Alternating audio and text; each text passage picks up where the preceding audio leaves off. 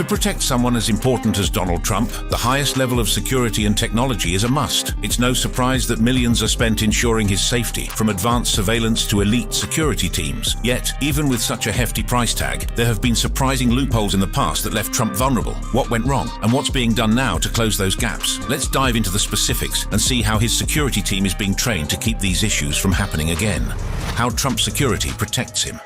With Trump recently stepping back into the role of president, his security team has received a major upgrade. Alongside the Secret Service agents assigned to protect him, Trump has brought in a new personal bodyguard with an impressive skill set and a resume to match. This bodyguard isn't just another guy in a suit. He's a former Secret Service agent himself, bringing a wealth of experience and specialized training that includes martial arts, self-defense, and advanced threat neutralization tactics. His main role? To stay close, anticipate risks, and protect Trump from any potential threats. At first glance, the bodyguard's job seems straightforward. Protect Trump at all costs, but the work goes far deeper than that. His expertise lies in his ability to predict threats before they happen and respond instantly to high-stress scenarios. Unlike the broader Secret Service protection that oversees the larger perimeter, this bodyguard operates with precision, focusing on close-quarters protection where speed and skill matter most. And his martial arts training, Krav Maga and Brazilian Jiu-Jitsu in particular, is no small detail. These skills allow him to disarm and neutralize potential threats up close without relying on firearms. This is crucial in crowded environments where discharging a weapon could put innocent bystanders at risk. Instead, he has mastered techniques that enable him to subdue an attacker swiftly and efficiently, protecting Trump without creating additional chaos. But while his physical skills are impressive, what really sets this bodyguard apart is his vigilance. He's not just a reactive force, he's constantly on alert, monitoring his surroundings, reading people's body language, and looking for anything that seems out of place. Every time Trump steps into a public space, whether it's a rally, a meeting, or a simple dinner, the bodyguard is in action mode, assessing the room, analyzing exit points, and keeping a close watch on every person within range. His job is to create a bubble around Trump, a layer of invisible security that deters threats through sheer presence and careful planning. When it comes to public appearances, the bodyguard's work starts long before Trump even arrives. Days ahead of time, he coordinates with local authorities, security teams, and Secret Service agents to make sure the venue is secure. This process involves a detailed assessment of the building's layout, entry and exit points, and any potential vulnerabilities. He also works closely with event staff to establish security perimeters and control crowd movement, ensuring that Trump's path is clear and safe. For the bodyguard, every detail matters. He knows where each door leads, who has access to restricted areas, and which areas might provide unwanted visibility or access to the president. Crowd control is another essential part of his role. In public venues, Trump's personal bodyguard is responsible for maintaining a safe distance between Trump and the crowd, subtly managing the flow of people so that nobody gets too close. This buffer zone isn't something most people notice, but it's a key element of his strategy. It allows the bodyguard to keep a close watch on everyone in Trump's vicinity, looking for anyone who might pose a threat or try to breach security. This preventive approach is all about managing risk quietly and effectively, without drawing attention to the security process. The bodyguard's work doesn't stop at public appearances. In fact, some of the most critical elements of his job occur behind the scenes, away from the cameras. For instance, he is deeply involved in route planning whenever Trump travels. When Trump is scheduled to travel, the bodyguard collaborates with drivers to map out safe routes and alternative paths. This planning includes everything from identifying potential traffic issues to avoiding high-risk areas. In an emergency, these backup routes could make all the difference, enabling Trump to move quickly and safely to another location. This level of preparation ensures that Trump's travel is as secure and seamless as possible, no matter the destination or situation. In his private life, Trump's bodyguard continues his protective duties with equal vigilance. Whenever Trump is at one of his residences, the bodyguard takes responsibility for managing entry points, overseeing surveillance systems, and maintaining strict control over who has access to the property. Every staff member, from chefs to cleaners, undergoes a thorough vetting process to ensure they pose no risk. Inside Trump's residences, the bodyguard's work includes securing sensitive information. He is careful to protect details about Trump's schedule, travel plans, and any other confidential information that could be used by adversaries. Unauthorized attempts to access this information are met with swift and decisive action, reinforcing a clear message. Privacy is paramount, but even a highly trained bodyguard is only as effective as his physical condition allows. For this reason, Trump's bodyguard stays in top physical shape, following a rigorous training and exercise routine. This isn't about aesthetics, but about readiness. In high-stress situations, he may need to pursue an individual on foot, break up a confrontation, or handle a physical altercation with minimal time to react. Maintaining peak physical condition allows him to perform these tasks quickly and effectively, ensuring that his response times and endurance match his tactical expertise. This commitment to fitness is a key element of his overall effectiveness and a major asset in moments where strength, speed, and agility are crucial. The bodyguard's expertise also extends to emergency preparedness, covering scenarios well beyond typical security threats. threats. He is trained and prepared to respond to emergencies like fires, medical crises, and sudden disruptions. If an emergency evacuation becomes necessary, he knows the best routes to get Trump and others out of harm's way. In the case of a medical emergency, he's ready to coordinate with paramedics and first responders, ensuring that Trump receives immediate care. His all-encompassing approach to security means that he's ready for anything, from an active threat to a natural disaster. Adaptability is another cornerstone of his skill set. Trump's new bodyguard can recalibrate his protection strategy to suit different environments. Public events, rallies, and private gatherings all have their own unique risks, and the bodyguard adjusts his approach accordingly. In a large rally, he may focus on controlling access points and scanning the crowd for potential threats. In a private meeting, he might shift his attention to the individuals in the room, monitoring their body language and keeping a low profile while remaining alert. Each environment requires a unique blend of tactics, and he is skilled at making quick decisions and adapting his approach to suit each scenario. His role may go unnoticed by the public, but his impact is felt in the secure environments he creates, allowing Trump to focus on his role as president without distraction.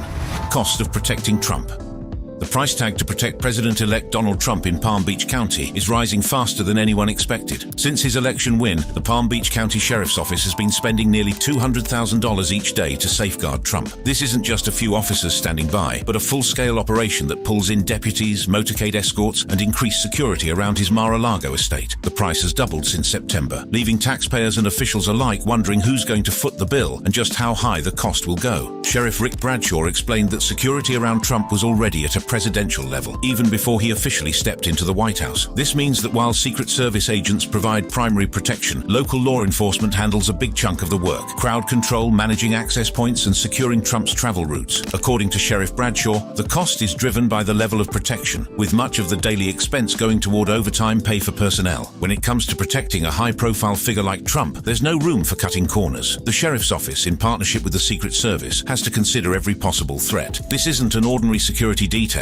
There have been 2 reported assassination attempts against Trump this year alone. As Professor David Thomas from Florida Gulf Coast University, a former police officer and expert on law enforcement, put it, "You do not want that on your watch." So it's understandable why local law enforcement is willing to spend extra to avoid any potential security lapses. It's not just about having more people on the ground either. Every shift requires a host of specialized personnel who know how to manage threats, secure large areas, and maintain order in unpredictable environments. This kind of training doesn't come cheap, especially as deputies rack up overtime hours to cover Trump's busy schedule. The $200,000 per day cost isn't just a vague estimate. It includes specific services and planning that go into protecting Trump. By far the largest expense, the cost of additional deputies working overtime makes up a big chunk of the daily bill. Trump's security requires more staff on the clock, from motorcade escorts to guards who keep a close watch at Mar-a-Lago. These aren't just regular shifts either. Many deputies work back-to-back hours, and each hour of overtime adds up quickly. Every time Trump travels between Mar-a-Lago and his golf course, there's a motorcade that involves a team of law enforcement vehicles. Palm Beach County Fire Rescue also incurs costs for these motorcades, spending nearly $43,000 from January through September. Each trip means more deputies on the road, securing intersections, controlling traffic, and keeping watch for anything unusual. Keeping Mar-a-Lago secure is another significant cost. Since Trump's election, the estate has been under constant surveillance, with deputies monitoring entry and exit points, securing the perimeter, and managing access for staff and visitors. According to Bradshaw, security has also tightened at Trump International Golf Club, where Trump frequently spends his leisure time. Protecting a president-elect at a public golf course is no small task, with deputies stationed around the course and patrolling nearby areas. Coordinating security for a figure as high-profile as Trump involves more than just one agency. Palm Beach County officials have been working closely with other local agencies, including those in nearby towns. The town of Palm Beach, for instance, has reportedly spent around $3,600 a day since July on safety measures tied to Trump's presence. These added costs put even more pressure on local budgets. As Trump resumes his role in the White House, his Florida residence at Mar-a-Lago is expected to attract visits from foreign leaders and other high-profile guests. Preparing for these kinds of visitors means more security, more personnel, and more planning to ensure that each visit goes off without a hitch. Right now, all these expenses are coming out of the county's budget. This means local taxpayers are shouldering the $200,000 per day cost. Palm Beach County Mayor Maria Sachs is not thrilled about the situation, and she's doing everything she can to secure federal funding. Sachs has sent letters to Congress requesting requesting reimbursement to cover the millions already spent since Trump's win. Sheriff Bradshaw is hopeful that Congress will ultimately cover the costs, as they have done in the past with other presidents-elect. Bradshaw explains that once he's in office, they'll pass a spending bill that will encompass security for the president, and we'll get reimbursed fully for everything we put out. In other words, while Palm Beach County taxpayers are currently paying the price, the sheriff's office expects federal aid to come through in the future. The Secret Service provides a lot of Trump's security, but their role is primarily focused on personal protection. They handle Trump's immediate safety, such as guarding him directly and monitoring close interactions. However, for broader security measures like motorcades, securing his residences, and managing public access, local agencies like the Palm Beach County Sheriff's Office take the lead. This division of labor means that even though Trump has a dedicated Secret Service team, the county still incurs significant costs to keep the area safe. Protecting Trump is undeniably expensive, but Palm Beach County isn't alone in feeling the financial strain of presidential security. Whenever a high-profile individual like the president-elect spends a significant amount of time in one area, local governments face a surge in security costs. During Trump's previous term, other cities faced similar expenses. For example, New York City's NYPD estimated it spent close to $500,000 per day on security when Trump was in town, largely because of his frequent stays at Trump Tower. What's different now is that Mar-a-Lago is expected to be Trump's primary residence. With that comes the promise of even more costs down the line, particularly if Mar-a-Lago becomes a meeting point for foreign dignitaries, officials, and other VIPs. With every high-profile visitor, security must ramp up even further, potentially increasing the daily costs beyond the current $200,000. Despite the high costs, local officials are pressing forward with their request for federal assistance. Mayor Sachs is expected to send another letter to Congress, hoping to accelerate the reimbursement process. Bradshaw is confident that federal support will come, but until it does, Palm Beach County will continue to bear the financial load. As Trump prepares to return to Washington, D.C., his presence in Palm Beach County is likely to remain high, if not increase, as he balances his responsibilities with personal time at Mar-a-Lago. For the county, this means ongoing expenses that may even climb in the months ahead. Palm Beach officials are preparing for the possibility of regular visits from foreign leaders and other officials, which would mean even more security, planning, and coordination.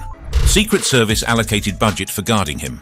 Protecting a US president is a massive responsibility and comes with a hefty price tag. For years, the Secret Service has been at the forefront of safeguarding the commander-in-chief, but how much does it actually cost? When Donald Trump was president, the costs associated with his protection, including the entire Trump family, skyrocketed. The United States Secret Service is a critical agency that not only works to protect the president, but also safeguards other high-profile individuals like vice presidents, foreign leaders, and even presidential candidates. The total budget for the Secret Service's operations has grown significantly over the past decade. For the fiscal year 2023, the Secret Service had a budget of roughly $3 billion, a significant increase from years past. A huge chunk of this budget, around $2.7 billion, or about 87% of the total budget, is spent on operations and support, which is essentially what goes toward protective services. This includes everything from making sure the president is safe in the White House to organizing motorcades and trips to foreign countries. Of this portion, $1.2 billion is specifically dedicated to protective operations, the division of the Secret Service responsible for protecting the president, vice president, and their families. This division ensures that there are enough agents to provide 24/7 protection wherever they go, no matter the threat level. In addition to physical protection, another $82.5 million goes toward protective countermeasures. This section focuses on guarding against emerging threats like chemical, biological, radiological, and even cyber attacks. In today's world, where technology and new threats evolve rapidly, ensuring that the president's safety extends beyond physical security is just as critical. At the same time, $94.6 million is spent on protective intelligence, which is focused on investigating and tracking potential threats to the president. The idea is to prevent danger before it even arrives at the president's doorstep, whether that's investigating threats from individuals or groups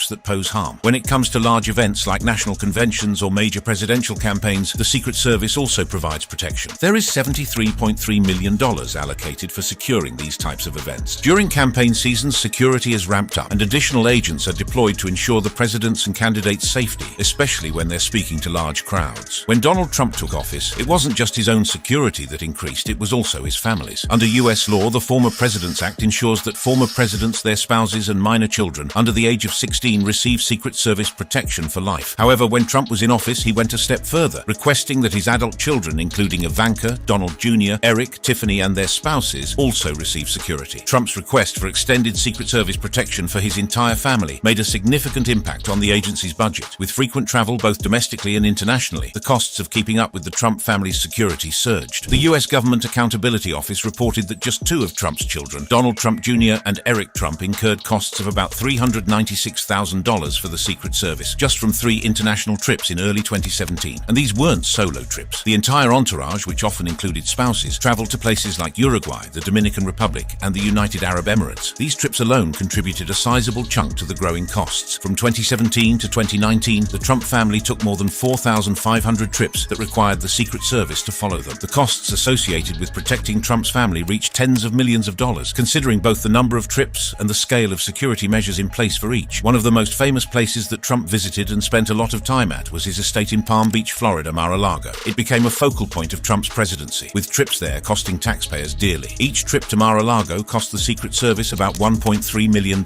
In fact, in just 1 month of 2017, Trump's travel expenses totaled a staggering $13.6 million, which included not just the Secret Service's expenses, but also costs from the Department of Defense and various rental fees. Trump made 22 more trips to Mar-a-Lago throughout his presidency. If each trip continued to cost around $1.3 million, that's an additional $28 million for Mar-a-Lago alone. This does not even account for the cost of securing Trump Tower in New York or his frequent international trips. While the Secret Service's budget has increased over the years, lawmakers have questioned whether it is enough to meet the demands placed on the agency, especially during the Trump presidency. There was a significant bump in funding for the agency in 2017, when Congress approved an additional $60 million to cover the costs of presidential travel. In 2023, Congress added another $211 million to the Secret Service's budget, partly due to the increase in travel and the additional protection required for Trump and his family. But even with these budget increases, questions remain about the scope of the Secret Service's mission. Some experts argue that the Secret Service's duties, including investigating financial crimes like counterfeiting and identity theft, might be better suited for other agencies, leaving the Secret Service to focus solely on protection. Protecting the president isn't just about hiring more agents, but it's about planning ahead and deploying resources strategically. In terms of the number of agents, around 3,671 employees work within the Protective Operations Division, making up about 44% of the total Secret Service workforce. These agents are responsible for various duties, from driving the motorcade to guarding the president at rallies, events, or while traveling. During major public events, thousands of additional agents may be called in for crowd control and additional surveillance, but the real work comes from behind the scenes. Protective countermeasures include advanced technology such as explosives detection and cybersecurity defenses to keep the president and their family safe from all kinds of threats. These operations often go unnoticed by the public, but they are key to ensuring that everything runs smoothly without incidents. The cost of protecting the president, and especially someone like Donald Trump, whose lifestyle and family required a significant amount of protection, is undeniably high. The Secret Service's budget, which has been swelling over the years, shows that providing top-notch security requires more than just an increase in personnel. It involves technology, travel, and even crisis response teams on standby 24/7. The total cost of protecting Trump, his family, and the various security measures put in place during his presidency will likely continue to be scrutinized. With ongoing discussions about the scope of the Secret Service's responsibilities, it seems likely that the agency's funding will remain a hot topic for years to come.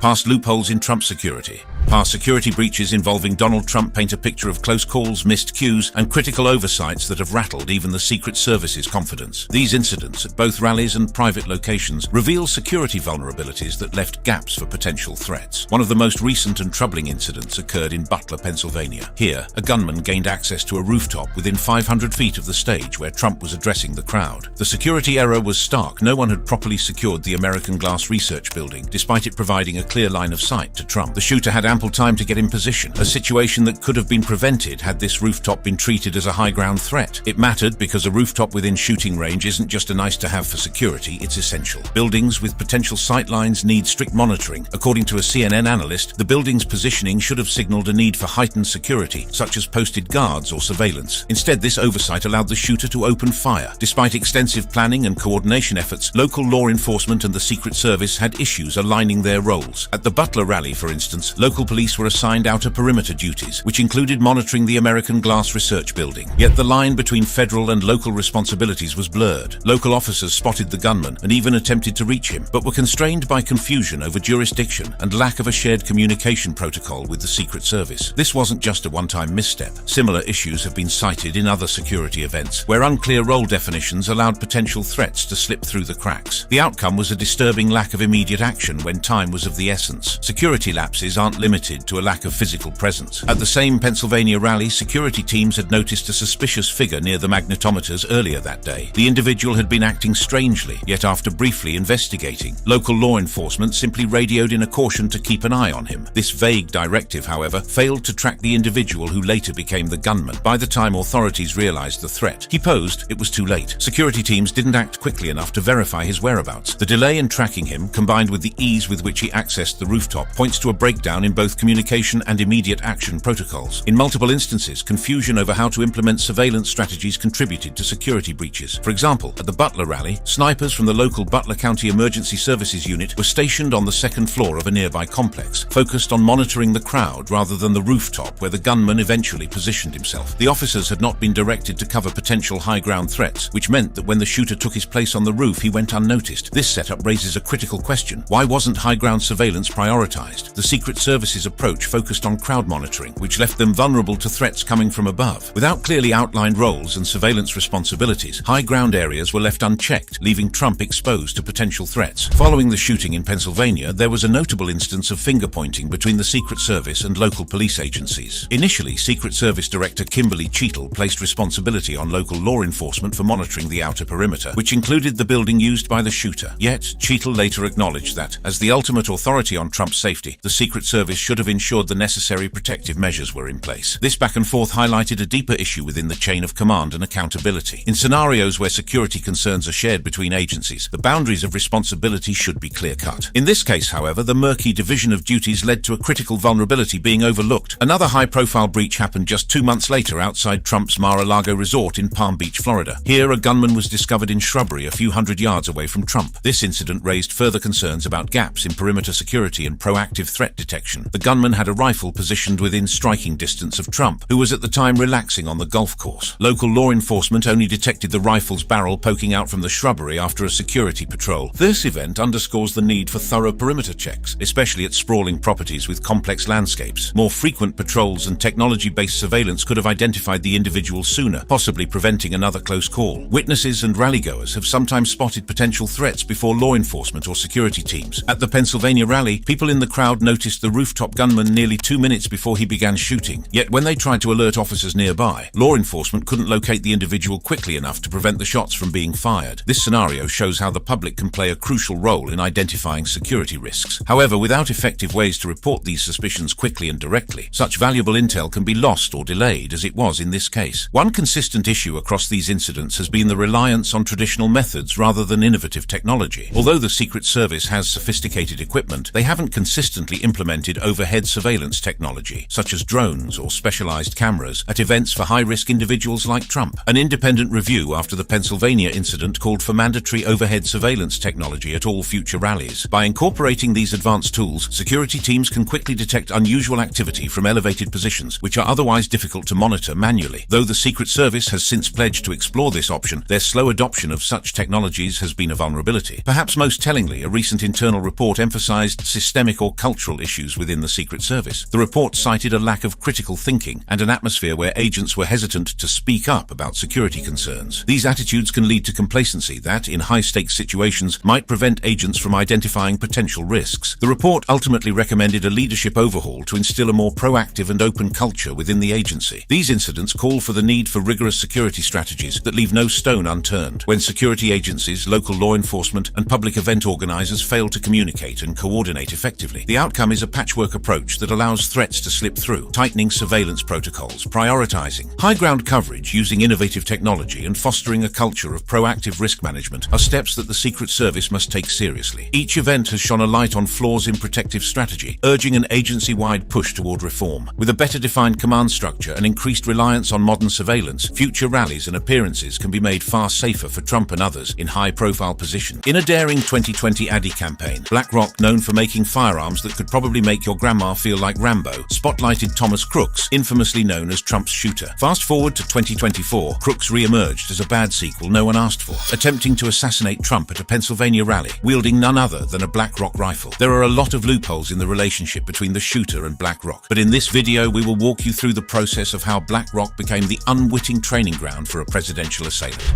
BlackRock and the shooter. The story of BlackRock Firearms begins in the late 1988. Founded by Larry Fink and a group of partners, BlackRock initially started started as a risk management and fixed income institutional asset manager. Over the years, it has grown into a colossal entity with over $9 trillion in assets under management as of 2021. This staggering figure makes BlackRock the largest asset manager in the world, a position that grants it unparalleled influence over global financial markets. One of the most controversial aspects of BlackRock's investment strategy is its involvement in the firearms industry as the largest shareholder in America's largest gun makers. The timeline of BlackRock's investment in America's largest gun makers is a tale of strategic financial maneuvers and the growing influence of passive investment vehicles like ETFs and index funds. To understand the extent of BlackRock's involvement, we need to delve into the specifics of its holdings and the public and political reactions that followed. BlackRock's significant stakes in gun manufacturers came to light in 2018, a year marked by heightened awareness and activism around gun control in the United States. This period saw the tragic Parkland school shooting in February, which reignited the national debate over gun laws and corporate responsibility. Amid this backdrop, reports revealed that BlackRock held substantial shares in major gun-making companies. One of the key companies in BlackRock's portfolio is Sturm, Ruger & Company, one of the largest firearms manufacturers in the United States. As of 2018, BlackRock owned approximately 11% of Sturm, Ruger & Company. This stake made BlackRock the largest shareholder in the company, giving it significant influence over its operations and decision-making processes. BlackRock's gun portfolio boasts some heavy hitters, and Smith & Wesson Brands Inc. is a prime example. This company, with a history as rich as a gold prospectors in the 1850s, is legendary for its revolvers. Over the years, it has diversified its arsenal to include a wide range of firearms. Through its investment in Smith & Wesson's parent company, American Outdoor Brands Corporation, BlackRock has shown it's not just in it for the spin of the revolver's cylinder. Back in 2018, BlackRock owned a hefty 8% of American Outdoor Brands Corporation, firmly planting itself among the company's top shareholders. Then there's Vista Outdoor Inc., another major player in BlackRock's gun game. This company doesn't just stop at making ammo. It's also a top dog in the world of outdoor sports gear. Vista Outdoor owns several big-name firearm brands, including Savage Arms. BlackRock's stake in Vista Outdoor is like having a front-row seat to an all-you-can-shoot buffet, further highlighting its deep dive into the firearms industry. Now let's not ignore the elephant in the room. The firearms crafted by companies in which BlackRock holds significant shares have become the go-to tools for those who prefer to operate in the shadows. Their precision, reliability, and user-friendly design make them the top pick for civilian assassins who want to get the job done efficiently and discreetly. It's as if these firearms come with an unwritten promise. Whether you're a hunter, a sports shooter, or someone with more sinister intentions, you'll find the perfect fit in BlackRock's well-stocked arsenal. It appears the young man who attempted to kill Trump also used a rifle linked with companies BlackRock has shares in. Thomas Matthew Crooks was born and raised in the quiet suburb of Bethel Park, Pennsylvania. Nestled about an hour's drive south of Butler, Bethel Park is a community known for its serene neighborhoods and close-knit residents. It was here that Thomas spent his formative years growing up in a modest home with his father. Thomas attended Bethel Park High School, where he graduated in 2022. His time at school was marked by a sense of isolation. Classmates described him as a quiet and reserved individual, someone who often kept to himself. During his high school years, Thomas was often the target of bullying. His classmates' lack of understanding and acceptance contributed to his sense of isolation. Despite this, there were no significant incidents or red flags that would have indicated a propensity for violence. Teachers and school staff described him as a student who kept to himself and did not cause trouble. At home, Thomas lived with his father. The two shared a close bond, and his father was a significant influence in his life. The AR-style rifle used in the shooting belonged to his father, who assumed that Thomas had gone to a gun range on the day of the rally. This assumption was not unusual, as Thomas had shown an interest in firearms and outdoor activities from a young age. Despite his quiet demeanor, Thomas was not entirely disconnected from the world around him. He was a registered Republican according to Pennsylvania voting records. However, his political activities were minimal, and he did not have a significant social media presence. This lack of online activity made it difficult for investigators to piece together a clear picture of his motivations and state of mind leading up to the shooting. In a surprising twist, a Federal Election Commission record shows that on the day of Joe Biden's inauguration, Thomas donated $15 to the Democratic-aligned Progressive Turnout Project. This contradictory behavior adds another layer of complexity to his profile, raising questions about his true political beliefs and motivations. Thomas did have an account on Discord, a messaging app popular among gamers and various online communities. However, a Discord spokesman revealed that he hadn't posted on that account in months. The platform eventually removed his account based on its off-platform behavior policy, further limiting the available information about his online interactions. The FBI revealed that Thomas had not been on their radar as a possible threat before the shooting. There were no signs of mental health issues, and his recent communications did not reveal any motive or suggest that anyone else was involved. This lack of prior indicators makes the events of that day even more perplexing. On the day of the rally in Butler, Pennsylvania, the atmosphere was charged with excitement and anticipation. Supporters of former President Donald Trump gathered in large numbers, eager to hear him speak. Among the crowd, hidden from view, was Thomas Matthew Crooks, who had a far more sinister plan. As the rally commenced, Thomas Crooks positioned himself on a rooftop less than 450 feet away from the stage where Trump was set to speak. Witnesses later recounted seeing a figure bear crawling up the roof of a nearby building, an unusual sight that caught their attention. From his vantage point, Crooks had a clear line of sight to the stage. He carried an AR-style rifle. As the rally continued, Crooks took aim and fired multiple shots, sending the crowd into a frenzy of panic and confusion. The sound of gunfire echoed through the rally grounds, and attendees scrambled for cover. The immediate reaction was one of shock and fear, as people tried to make sense of what was happening. Amid the chaos, the Secret Service quickly sprang into action. A Secret Service sniper, positioned strategically to protect the former president, identified the source of the gunfire. With precision and speed, the sniper took aim and fired, neutralizing the threat. Thomas Crooks was shot and killed, ending the immediate danger to Trump and the rally attendees. Law enforcement officers swiftly moved in to secure the area and ensure the safety of everyone present. The scene was chaotic, with emergency responders attending to those who had been injured in the panic. The swift response by the Secret Service and law enforcement prevented what could have been a far more devastating outcome. Meanwhile, back in Bethel Park, Thomas's father was growing increasingly concerned. He had assumed that his son had gone to a gun range, a common activity for Thomas. However, when he couldn't reach him by phone, his worry began to escalate. His father was really worried. He tried calling Thomas multiple times, but there was no answer. When he heard about the shooting on the news, he feared the worst. Upon hearing the news of the shooting, Thomas's father made the difficult decision to call the police. He informed them of his concerns and provided information about his son's possible whereabouts. This call was a crucial piece of the puzzle for investigators, who were working to understand the events that had just unfolded. In the hours following the shooting, the FBI held a briefing to provide updates on the situation. They confirmed that Thomas Crooks had been identified as the shooter and that he had been killed by a Secret Service sniper. The FBI also revealed that Crooks had not been on their radar as a potential threat prior to the incident. Investigators quickly moved to gather as much information as possible about Crooks' actions and motivations. His cell phone was shipped to the FBI lab in Virginia for further analysis in the hopes that it might provide some answers. The rally scene, once filled with excitement and anticipation, was now a site of investigation and reflection. Attendees who had come to support their former president were left grappling with the shock of what had transpired. The swift and decisive actions of the Secret Service and law enforcement had prevented a greater tragedy, but the questions surrounding Thomas Crooks' motives remained. But this wasn't the first time a rifle linked with Black Rock was used by an assassin. On October 7, 2007, a young sheriff's deputy named Tyler Peterson unleashed a deadly rampage at a pizza party, using an AR-15 rifle to kill 6 people and critically injure another. On the night of October 6, 2007, Peterson had a brainwave, or perhaps it was just a craving for pizza, that led him to crash his ex-girlfriend's pizza party. This wasn't just any gathering, it was a casual soiree filled with friends who were either students or recent graduates of the illustrious Crandon High School. The room was buzzing with youthful energy, slices of pizza flying around like confetti, and movies playing in the background, all amidst the euphoria of homecoming weekend. Peterson, however, had a secret mission. Amidst the pepperoni and popcorn, he decided it was the perfect time to patch things up with Jordan. The atmosphere took a nosedive faster than a pizza slice hitting the floor when Peterson, with all the subtlety of a bull in a china shop, made his grand reconciliation attempt. Suddenly, the light-hearted pizza fest turned into a melodrama that not even the cheesiest movie playing in the background could top. The conversation escalated into an argument, and other attendees began to taunt Peterson, calling him a worthless pig. This verbal assault struck a nerve, pushing Peterson to the brink of his emotional stability. In a fit of rage, Peterson stormed out of the house and headed to his car. There, he retrieved an AR-15 rifle, a semi-automatic weapon known for its high rate of fire and accuracy. The rifle, commonly used by law enforcement agencies, was a deadly instrument in the hands of someone in a state of emotional turmoil. Peterson returned to the house, armed and dangerous. He burst through the door and unleashed a barrage of 30 shots, targeting the partygoers. The sudden and brutal attack left 6 people dead and 1 critically injured, the victims all young. Individuals with bright futures ahead of them were either students or graduates of Crandon High School. Another incident with the Black Rock happened on October 1st, 2017. The Las Vegas shooting shocked the world as Stephen Paddock unleashed a hail of bullets from his suite at the Mandalay Bay Resort and Casino. Using semi-automatic rifles equipped with bump stocks, Paddock transformed his firearms into deadly weapons capable of firing hundreds of rounds per minute. This tragic event, which resulted in 58 deaths and over 800 injuries, brought the controversial bump stock device into the national spotlight. In the Sandy Hook Elementary School shooting on December 14, 2012, the perpetrator, Adam Lanza, executed a brutal attack that resulted in the deaths of 26 people, including 20 young children aged 6 and 7 and 6 adult staff members. The massacre took place in Newtown, Connecticut, and is one of the deadliest school shootings in U.S. history. Adam Lanza, 20 years old at the time, began his rampage by shooting his mother, Nancy Lanza, at their home, killing her with a .22 caliber Savage Mark II rifle. He then drove to Sandy Hook Elementary School, arriving around 9:35 a.m. He was armed with a Bushmaster XM15E2S, an AR-15 style semi-automatic rifle, and carried 2 handguns, a Glock 20 SF and a SIG Sauer P226. He also had a Saiga 12, a 12-gauge semi-automatic shotgun which he left left in his car. Lanza gained entry to the school by shooting through a glass panel next to the locked front doors. Once inside, he proceeded to the classrooms of two teachers, Victoria Lee Soto and Lauren Rousseau. In these classrooms, Lanza fired multiple rounds from his Bushmaster rifle, killing 15 children and 4 adults in just a few minutes. He then moved to the first grade classroom of teacher Caitlin Roig, but she had managed to hide her students in a bathroom and barricade the door, saving their lives. Lanza continued to fire indiscriminately, reloading frequently using high-capacity 30-round magazines. In total, he fired approximately 154 rounds in less than 5 minutes. The rapid and extensive use of the Bushmaster rifle, combined with the high-capacity magazines, enabled him to inflict devastating harm in a very short period. As first responders arrived at the scene, Lanza retreated into another classroom. Hearing the police close in, he took his own life with a single shot from one of the handguns, the Glock 20 SF. These cases are just a few examples of the deadly legacy of the firearms linked to BlackRock.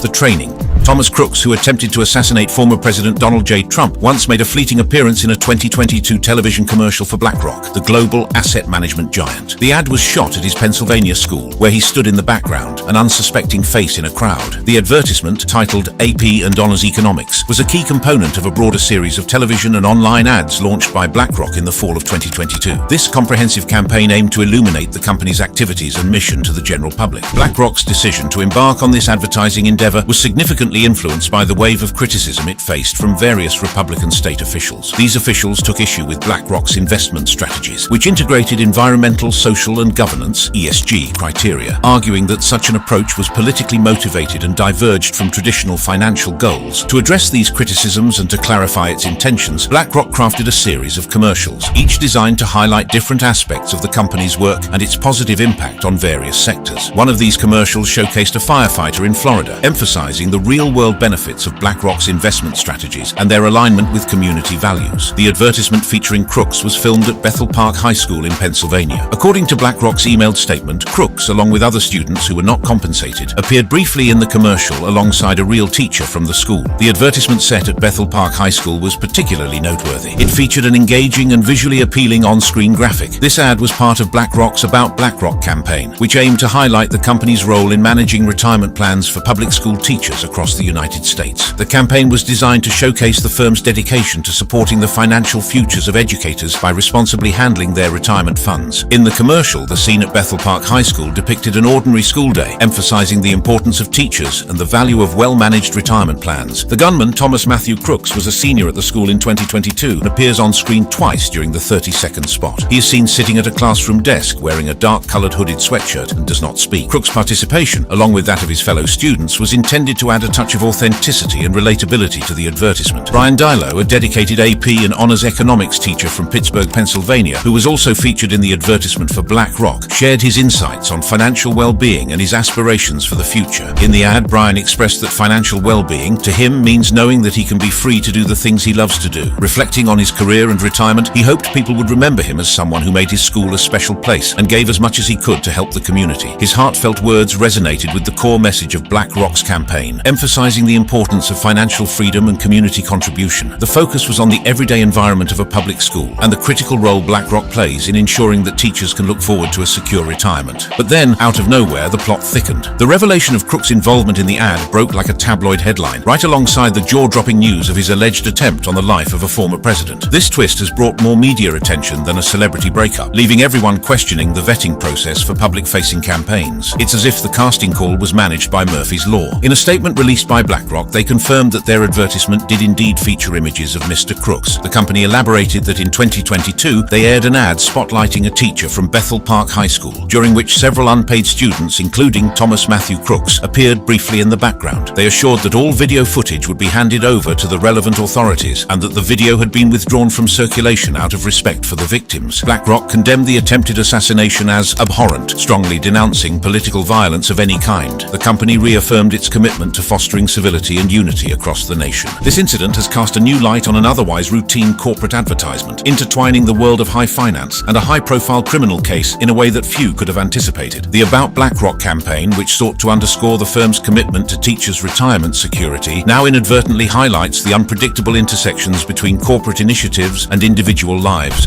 The failed assassination. The assassination attempt on former President Donald Trump by Thomas Crooks is one of the most jaw-dropping and sensational events in recent political history. Picture this, a day filled with tension, drama, and a sequence of events so unbelievable it could have been written by a Hollywood screenwriter. On a fateful day in Butler, Pennsylvania, the stage was set for an unforgettable spectacle. Less than 2 minutes before the fireworks of bullets began, 2 Secret Service sniper teams were seen on rooftops behind Trump, poised like eagles eyeing a field mouse. These highly trained agents were locking onto their target, 20-year-old Thomas Matthew Crooks, who had found himself a prime spot on a nearby rooftop, just a stone's throw away from where Trump was delivering his speech. At precisely 6:15, chaos erupted. Shots rang out, and the crowd's cheers turned to screams of terror. Secret Service agents sprang into action, rushing to pull Trump to the ground. Blood could be seen on the bleachers behind where Trump had been speaking. A bullet had struck him in the ear, grazing him but not causing life-threatening injury. The scene was one of pandemonium. Spectators were in shock, and the Secret Service agents worked swiftly to secure the area. Tragically, a spectator was killed, and 2 more were critically injured in the attack. The Secret Service later confirmed that the suspected gunman, Thomas Matthew Crooks, was shot and killed by the agents. The FBI launched an immediate investigation into the incident, trying to piece together the motives and background of the young gunman. Crooks, with no prior criminal record, had managed to get dangerously close to the former president. The investigation revealed that Crooks had meticulously planned the attack, taking advantage of the rally's open setting and the clear line of sight from the rooftop. As the news of the assassination attempt spread, the nation was left in shock. The fact that Trump had survived such a close call was nothing short of miraculous. The incident raised serious questions about security measures at political events and the lengths to which individuals might go to target high-profile figures. The Secret Service is renowned for its meticulous planning and rigorous security protocols, particularly when protecting high-profile figures like former President Donald Trump. However, a recent incident at a Trump event has cast a shadow over their reputation, raising serious questions about their security footprint and oversight of a building outside the designated perimeter. The event took place in Butler, Pennsylvania, where thousands of supporters had gathered to hear Trump speak. The Secret Service had established a security perimeter around the venue, a standard procedure to ensure the safety of the former president and the attendees. This perimeter is designed to create a secure zone, free from potential threats. However, one building located just outside this perimeter became the focal point of a shocking security breach. According to the Secret Service, the building was deemed to be outside the security perimeter. This decision has raised eyebrows and led to intense scrutiny. The fundamental question is, why was this building not included within the secure zone? Was it considered a low-risk structure, or was it simply an oversight? CNN's Whitney Wild, who has been closely following the FBI investigation, reported that multiple law enforcement officials are astounded by the proximity of the building to the former president. They are shocked that such a lapse in security could occur, especially given the high stakes involved. The Secret Service relies heavily on local law enforcement to fill in security gaps during such events. This collaboration is crucial, as local officers are familiar with the area and can provide additional manpower. At the Trump event, 2 Secret Service counter-sniper teams were on the ground, along with 2 local counter-sniper teams. Despite this robust presence, the question remains, why wasn't anyone posted on the roof of the building in question? These alarming observations were communicated to law enforcement, yet the response was delayed. According to the Washington Post, a law enforcement officer managed to get onto the roof and briefly saw the shooter, who then aimed his rifle at the officer. The reliance on local law enforcement to fill in security gaps is a routine practice for the Secret Service. However, this incident has exposed vulnerabilities in this approach. The building, which was outside the security perimeter, was not adequately monitored, allowing the gunman to access the rooftop and pose a significant threat. This is a clear security failure. The fact that a gunman could get that close to a protected individual and actually wound them is inexcusable. An independent investigation is needed to find out what went wrong. With the Republican National Convention and Democratic National Convention approaching, and both the current and former presidents actively campaigning, the stakes are higher than ever. The Secret Service must address these security lapses to prevent future incidents. The failed assassination attempt on Donald Trump's life had significant political and social repercussions. The event added a new layer of uncertainty to an already chaotic presidential campaign, prompting both candidates to reassess their strategies and messaging. Trump, the presumptive Republican presidential nominee, pivoted his campaign to focus on themes of national unity and resilience. His revised speech for the Republican National Convention underscored the necessity for Americans to stand united against evil and violence. President Biden, in his primetime address, denounced the violence and called for a recommitment to civil discourse. He urged Americans to cool it down and resolve their differences at the ballot box, emphasizing that violence has no place in American politics. If you enjoyed watching this video and would love to keep exploring more exciting videos like this, then go ahead and click on any of the cards on your screen.